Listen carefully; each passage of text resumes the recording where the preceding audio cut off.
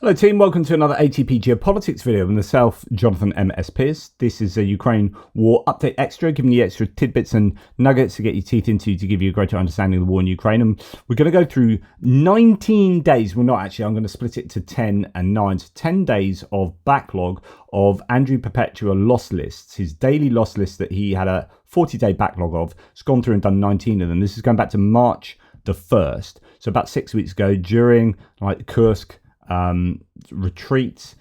So there's going to be a lot of Ukrainian losses. It's going to be interesting to see tracked garden sheds as a percentage of tanks, whether the Russians are using a lot of those as APCs, glorified APCs tanks, rather than as tanks. I did a thread on tank being obsolete in my hits and losses video, so it'd be interesting to see that. I've done this video. I've started it twice already. This is in the middle of this, so I realised I had no sound on my videos earlier today. So, you know, I've been through this sheet a number of times already. Let's do it again. Right, we're going to look at the Russian losses and see that, wow, that's a lot of losses. Now, there will be a lot of these pink entries. These are surveillance and comms, things like Starlink and smaller bits of kit that I'm not so interested in, so I'm essentially going to ignore all of them. So I don't think interesting for some people who are following comms stuff, but to compare a Starlink, say, to a Bradley infantry fighting vehicle, I think, you know, they're completely different categories.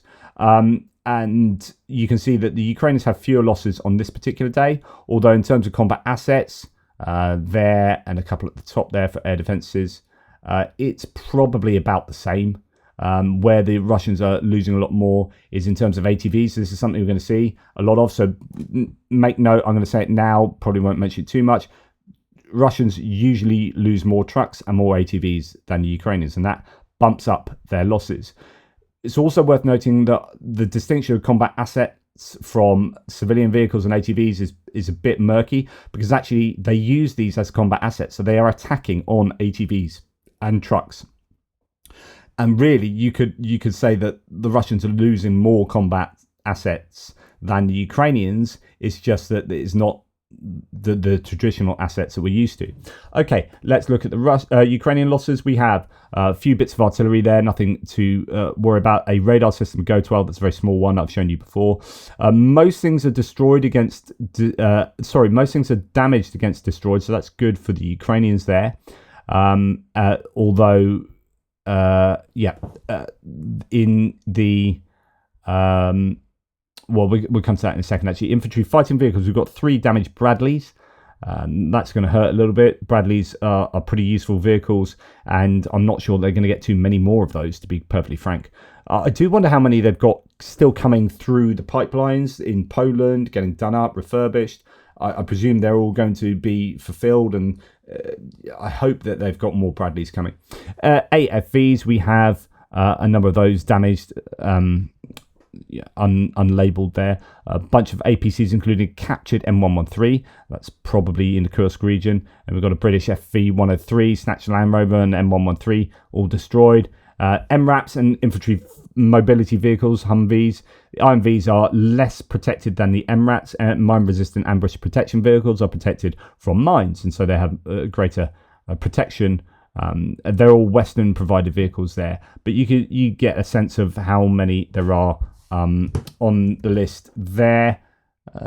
Fair amount for the Ukrainians who have lost. The Russians here losing a lot more stuff, but a lot of it comms equipment, trucks as well. Here at the top, we have a couple of air defense pieces. One destroyed Pantsir S1. That's going to hurt the Russians. That's a decent bit of kit. And a Tor M2 damaged. Then when we come down, we've got a Creeder M1 radar. That's a small tripod, personal kind of radar system. So nothing too much there. Recovery vehicle damaged, engineering vehicle destroyed, yada yada. We have a TOS-1 thermobaric launcher destroyed, a Brad 21 Grad multiple launch rocket system damaged, and then here, look, we've got 9 tanks, 5 of which are tracked garden sheds. So over 50% of the tanks used here on this particular day and lost or damaged were tracked garden sheds being used as glorified APCs. All of the infantry fighting vehicles destroyed there. That's all 8 of them. That's a pretty good haul. And then some APCs mainly destroyed, and trucks and civilian vehicles. And look at how many ATVs as well. There's a whole host of motorcycles. We've got a lot of quads and some golf buggies too. So the Ukrainians really are treating a lot of Russian ATVs, and it shows that the Russians are using them to attack quite widely. Then we come to the second day here. We have a massive long list of Russian vehicles, including an awful lot of civilian vehicles and an awful lot of ATVs. So again, if you're looking at combat assets, actually you're probably looking marginally worse for the Ukrainians. About the same, marginally worse for the Ukrainians, but the Russians losing so many civilian vehicles and ATVs. And remember, Andrew and his team had to go through and check every single one of these and make sure they're not duplicates.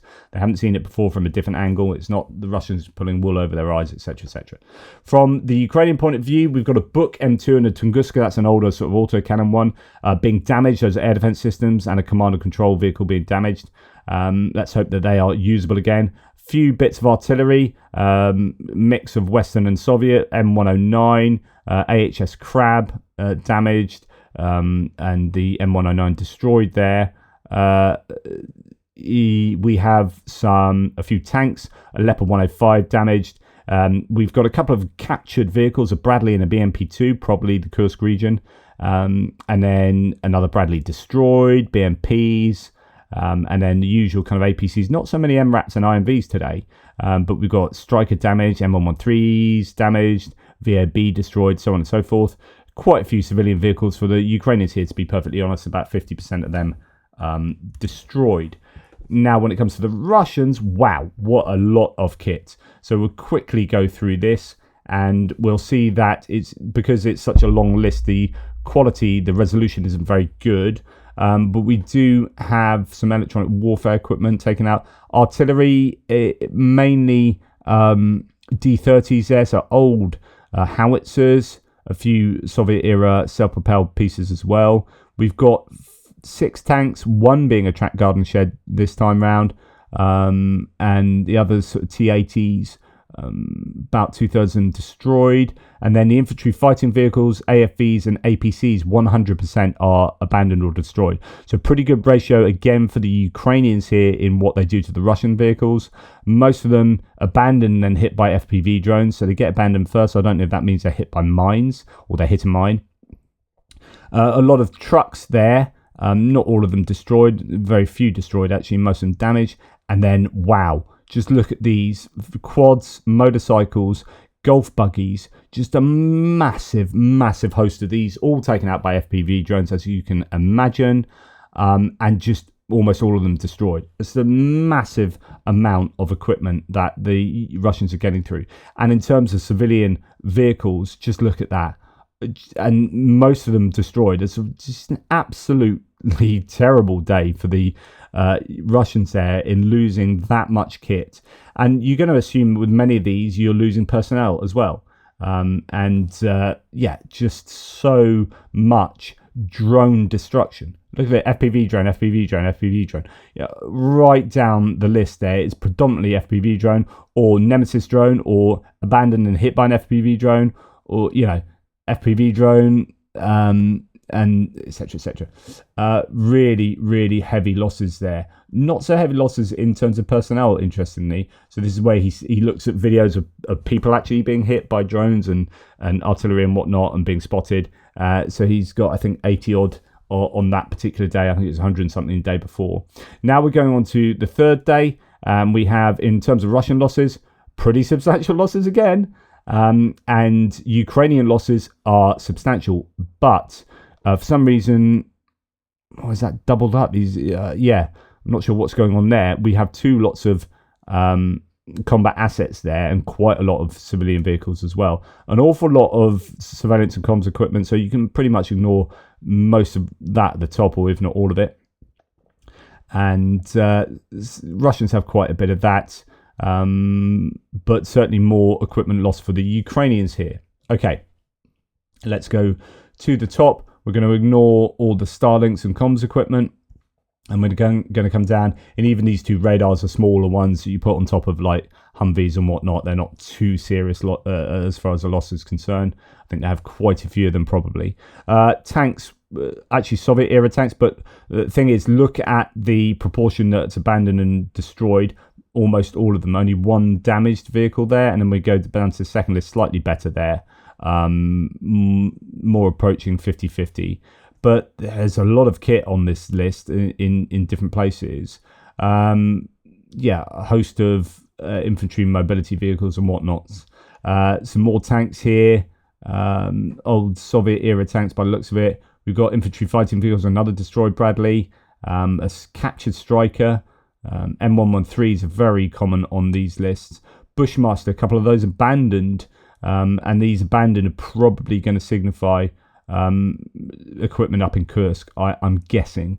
And then, yeah, a lot more infantry mobility vehicles and Kozaks and Western provided vehicles predominantly in those lists for the Ukrainians. So that's not a great day for the Ukrainians. A lot of civilian vehicles as well lost on that list. Russians here, let's see if there's anything particularly significant. Quite a lot of artillery on this list. There's probably a dump of a montage or two. Soviet, Mr. S's and similar, but also your D20s, D30s, M46. Is that it's a really old bit of kit. I can't remember. That's actually an anti-tank gun rather than a howitzer. But nonetheless, yeah, quite a lot of artillery there. And then with the tanks, quite a high number of tanks, about a dozen tanks. And it's looking like there's a few track guard and sheds, some mine roller ones, but most of the tanks are unrecognizable. So you don't know actually if they're, sometimes they could be track guard and sheds as well. Most of these destroyed and abandoned as opposed to damaged, so that's good news for the Ukrainians. And about a dozen infantry fighting vehicles as well. All of those are irretrievably lost. APCs and whatnot. Fewer ATVs on this list, but quite a lot of civilian vehicles. Just every day losing all of this much kit. It's just absolutely incredible, isn't it? And then we go on to the fourth day now. And we're seeing slightly less in terms of equipment lost, combat assets. Let's compare the Ukrainians. Ukrainians losing more combat assets. There's a heavy loss of comms equipment here. If you take all that off, then actually the Ukrainians are probably losing probably about the same as the Russians, to be honest, but slightly more combat assets. The Russians losing more ATVs, trucks, and a few more civilian vehicles. Okay, let's look at the Ukrainian losses. Right, we have quite a few bits of artillery, but interestingly, most of it damaged. M777s, M109s, but we have some D20s and 30s. So Ukrainians using and losing potentially a number of these really old Soviet era 1950s, 60s howitzers. A single tank, T-64, a few infantry fighting vehicles, Bradley there damaged, but the rest BMPs. We've got M113s and VABs damaged and, abandoned and destroyed. There's only 5 APCs there, 3 out of them irretrievably lost. Quite a lot of MRAPs, a good 15 there. About half of them destroyed and abandoned. They're all Western Max Pros mainly. A few Senators and Bushmasters and whatnot, Kirpis, Kozaks. And then infantry mobility vehicles, single truck, single ATV, and the rest civilians. So nothing too crazy there for the Ukrainians. But a lot of Western provided kit in those usual categories. Here we have, for the Russians, quite a lot of electronic warfare. Then we have a 96L6 TSP radar, 96L6 TSP. Let's have a look at that. 96L6 TSP. And see if that's a big bit of... Oh, that's a fairly decent bit of kit, actually. So this is a high value piece of kit that the Russians use there. It looks fairly... I wonder what the cost is of that cost. See if we can find out. Cost. Oh, that's for the S500 system. So it's part of that system. I don't know what the individual cost of that might be. I don't know if the good old AI can let us know. Couldn't find the pricing. It's the radars used with the S300 and S400 missile system and designed for early warning, and those are really expensive systems. So that is a good, I think, a good haul there for the Ukrainians. That's a really good bit of kit. We've got a BM-21 multiple launch rocket system destroyed amongst 4 bits of artillery. We've got 7 tanks there, including 3 track garden sheds. And a T-90M destroyed. So that's the latest tank that the Russians utilize. We've got about 10 infantry fighting vehicles or thereabouts, a couple of track gun shed APCs thrown in, but a lot of these damaged rather than destroyed in the latter categories, and then a few motorcycles and quads and quite a few trucks, but most of the trucks only damaged. So not a crazy bad day for the Russians, but that radar system is definitely going to be a high value target taken out. Right, so we're halfway there with this. We have a lot of Russian kit again, as I think we're going to have every day. In fact, more than the Ukrainians, but the Ukrainians have quite a bit. In fact, the Ukrainians have more combat assets lost. So again, heavy on the ATVs, the Russians, more trucks, more civilian vehicles. So if you look at trucks, ATVs and civilian, probably less than 15 there. And the Russians having like, I don't know, 50. So the losses they're taking are in these lower value targets. But then the question is that because they just don't have the other stuff? Is that a good sign? So rather than the Ukrainians losing more high value stuff and getting really too worked up about that, actually it could be that the Ukrainians are starting to have more of the high value kit. It depends how much stuff they are still continuing to get from abroad, of course, and how much they're able to make themselves. So they're starting to ramp up production of their own MRAPs and APCs, aren't they? So things like, I don't know if we've got any of them here. The Kozaks, Novator, there's one of them. So that's a Ukrainian provided one damaged by a Vandal drone there. So let's look at the Ukrainian equipment here. A few bits of artillery, M777, M109 again damaged, and 2 Ds, D20 and D30, again using those older ones. 3 tanks, all T64s. Infantry fighting vehicles, Bradleys, 3 of those destroyed or abandoned. That's bad news there. Marder 1A3 damaged. We've got about almost 10 APCs, a bit of a mix, a lot of M113s in there. We've got a Puma, a VAB, and 3 MRAPs and 5 infantry mobility vehicles. A couple captured, destroyed, abandoned, and then a number of these damaged. Not too bad, all things considered, but in all, more combat assets than the Russians have lost on this particular day. 298 personnel loss. That is got to be one of the highest we've seen. That's a huge number there in terms of the averages.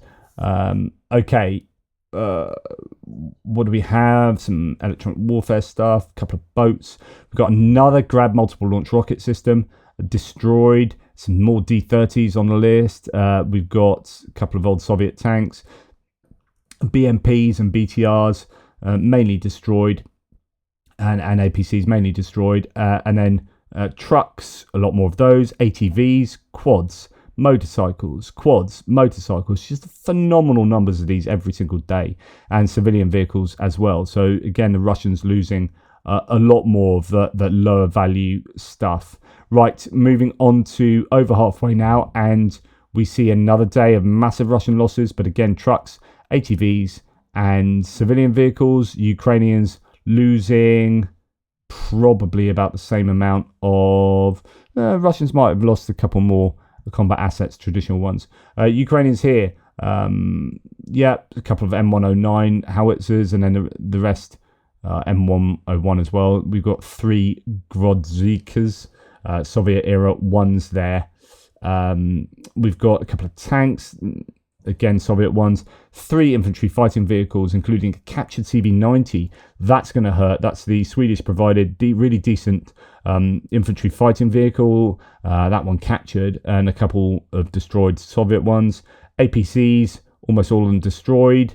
M13s again. We've got a Sisu, I presume that's a Finnish one. That's a name, Sisu. I just watched a Finnish film called Sisu, so I'm sure that is VAB. And yeah, so most of those destroyed. We've got a captured Kozak and a destroyed Senator, and quite a few Humvees on there.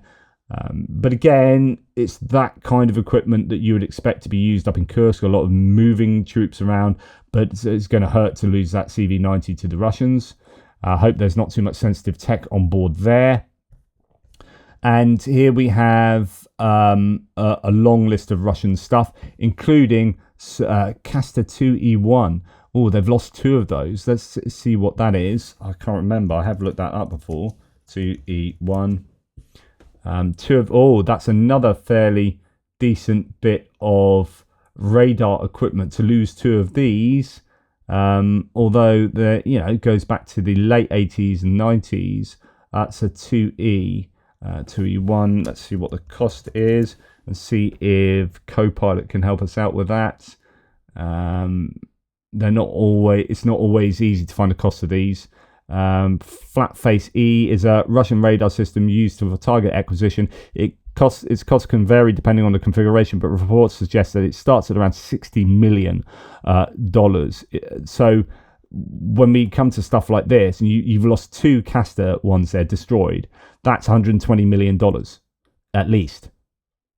Wow. So that's a really significant loss there.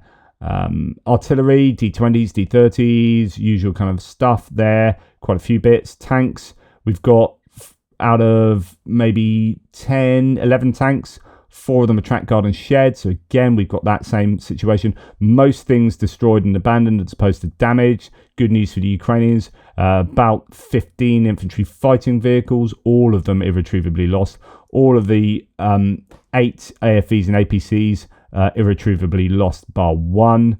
And so, fairly good for the Ukrainians there. A lot of civilian vehicles as well. Not as many ATVs, but still, good dozen quads and whatnot, and motorcycles. So I think those 2 Castor 2E1s are definitely useful for the Ukrainians there. And now on day number, I think 7 we're on now. 1, 2, 3, 4, 5, 6, 7. Yeah. We have, look at that, all on one sheet. So much better for the Ukrainians here. Combat assets way more lost by the Russians, including some air defense. So this is probably going to be a good day for the Ukrainians. Let's have a look at the Ukrainian losses. We'll go down to a few bits of artillery, pretty normal. An abandoned Leopard 2A4, that's going to hurt. The rest of them are Soviet tanks, Soviet-era tanks. Only 2 infantry fighting vehicles, 3 APCs, 3 MRAPs, 3 IMVs. So again, most of those irretrievably lost. All of those provided by the West in the APC onwards categories, and a few civilian vehicles. Let's look at the Russians. They look to have lost an awful lot more here. 2 air defense pieces. That's an OSA that has been abandoned, hit by boat-launched night vision FPV drone. That's one that I've shown you some footage of as they do them down the Kherson and Crimean coast and hit stuff within sort of 10-15 kilometers of those USVs that are used as repeaters for those FPV drones. Strela 10 damaged as well. Another boat-launched night vision FPV drone. So yeah, it's often difficult to know, because those won't have spotter drones, how much damage is done to those. We've got 4 bits of artillery. TOS 1A, thermobaric 1 damaged. So that's good news. A lot of tanks on this list today, about 15 of them. Again, about 5 of those track guard and shed, so a third of those being used as APCs. And maybe 10 of them irretrievably lost, there or thereabouts. Then we have about a dozen infantry fighting vehicles, or 100% of those irretrievably lost, most of them BMPs and BMDs, and then a whole bunch of other AFVs and APCs and whatnot, most of them damaged. And then a lot of trucks on the list today, with a lot of trucks, a few ATVs, not as many as we have seen, and quite a lot of civilian vehicles, certainly a lot more than the Ukrainians. So that's a bad day at the office for the Russians there. Then we're moving on to day number 8, and the losses are not quite equal. It's not quite parity, but if you take out the pink losses, well, the Russians losing more, but Ukrainians losing more combat assets, so the Russians losing more trucks, ATVs, and civilian vehicles again, as we've seen consistently.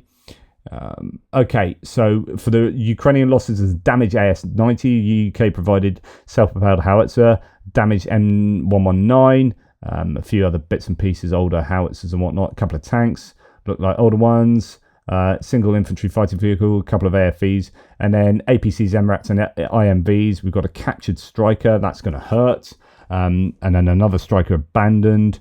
VABs, Oshkosh, Senator, Max Pros, all of these Western provided vehicles, Humvees, Novator, their own manufactured one, and then a single truck and a bunch of civilian vehicles. But usual stuff, but they are losing a lot of it, the Ukrainians, over time. That's a lot of Western provided equipment they have lost. So I think, I'm assuming much of that will be down to Kursk, and the cost of the withdrawal from Kursk is evidently very, very high. There's no doubt about that. Now, we've got a lot of Groza 04M. Let's have a look at Groza 04M and see if that is worth anything. No, these look like, I don't know. Yeah, not sure. Groza 04K, man portable anti, so I think that's going to be electronic warfare, anti-drone complex. Yeah, so I don't think that's really worth too much there, but they've obviously lost quite a few of them. Okay, actually I should have gone to the Russians first. Oh no, I've just done the Ukraine, haven't I? So Russians, so I'm confusing myself, too much talking.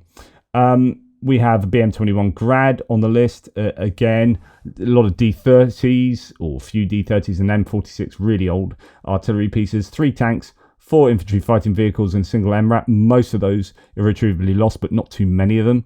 And then a bunch of trucks, bunch of ATVs, motorcycles mainly, and civilian vehicles, a lot of those. Not a crazily bad day for the Russians there. Definitely worse for the Ukrainians in terms of a lot more infantry mobility vehicles and stuff. Well, a few more lost on that day. Actually, it's not too crazy. Right, moving on to day number 9, I believe.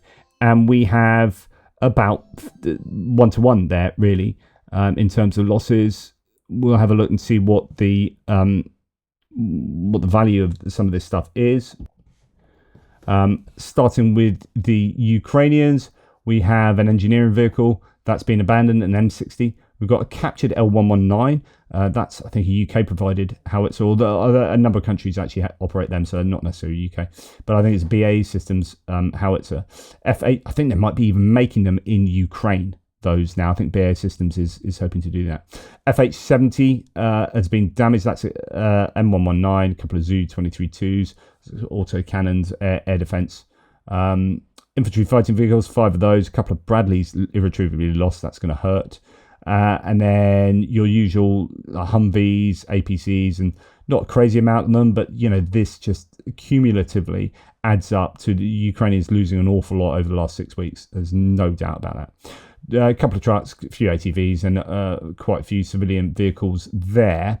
Right, okay, so that's the Ukrainian losses. Russians on this day losing more, and importantly, a couple of air defense systems. A Pantsir S1 is a really high level loss, and that's destroyed, unknown cause, but that's good news. And an OSA, slightly older one, shorter range, air defense system. I think it's shorter than Pantsir.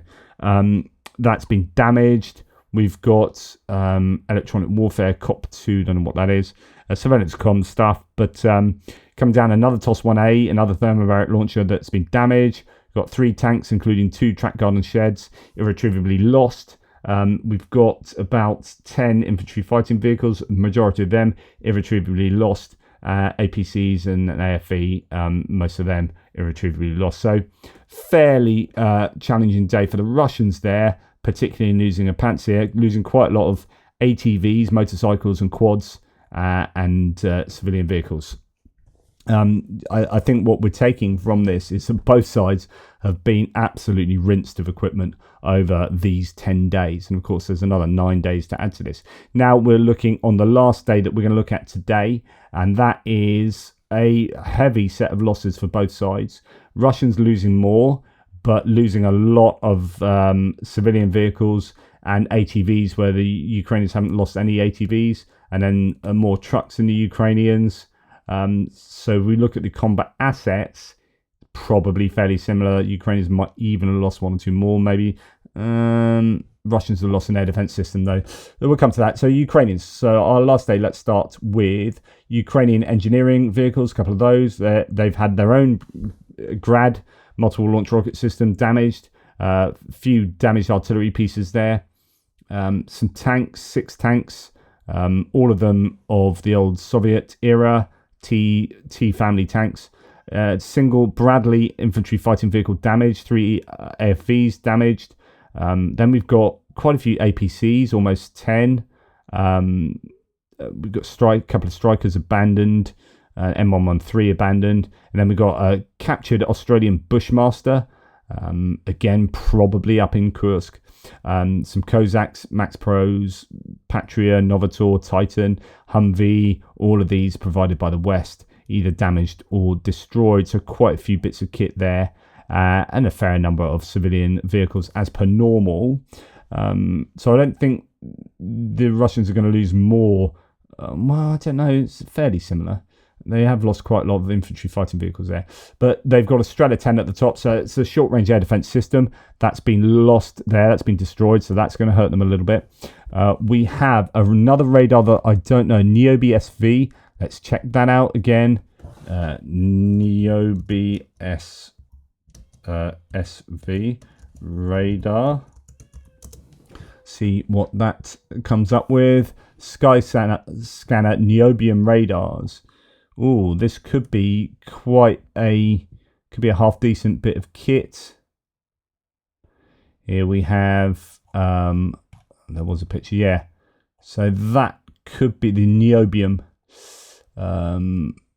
It could be a fairly useful radar again to have taken out. Nebo-SV. I'm just going to see what Copilot says about the cost of that. And actually I need to add in, okay, let's go back and cost. And I don't know if it's going to be able to answer me this, because it struggled on telling me what it was. Right, so no, okay. No, it's not. It's thinking I'm having a laugh with it. So we don't know there, but I assume that's fairly pricey. We've got another Grad multiple launch rocket system destroyed. We've got 10 tanks, a couple of track garden sheds, 3 of them. So again, we've seen over this time period that yes, they are using a lot of tanks as track garden sheds. Infantry fighting vehicles, there's probably 20 there, and most of them destroyed and abandoned. BMPs mainly, a couple of BTRs thrown in. So fairly significant losses of combat assets, I guess today. Some APCs and an MRAP thrown in as well. A lot of ATVs, 4-wheelers, quads, and golf buggies and motorcycles, all the usual suspects there, and a lot of civilian vehicles. So the Russians, I mean, goodness me, if you count up what they've lost, it is a phenomenal amount. However, okay, well, I think from the 10 days we can see that the Russians are losing more air defenses than the Ukrainians are. They're losing more artillery than the Ukrainians are, although the Ukrainians have lost more than I was expecting. The Ukrainians have lost a lot more, or not a lot more, but they have, I think, lost over those 10 days more infantry mobility vehicles and APCs. Tanks, the Russians, I think, have lost more. And infantry fighting vehicles might be about the same. There's certain days that the Russians have lost an awful lot of IFVs, like today, for example. And you look at the Ukrainians, they only lost 1 infantry fighting vehicle. I think both sides have lost just a ton of equipment. The Russians are losing even more, though. And the amount of ATVs they're cycling through and civilian vehicles, either they're easier and cheaper to get hold of, or they're better, or they're having to use them. All of those different reasons that we talked about previously are going to be at play there, probably. Right, that's enough from me. I really appreciate your support. Thank you very much for watching this. There's 10 days worth of backlog. I will do the other 9 days, just not today. And then we'll be getting back to where we should be with understanding what has been lost over time. Take care, guys. Speak soon.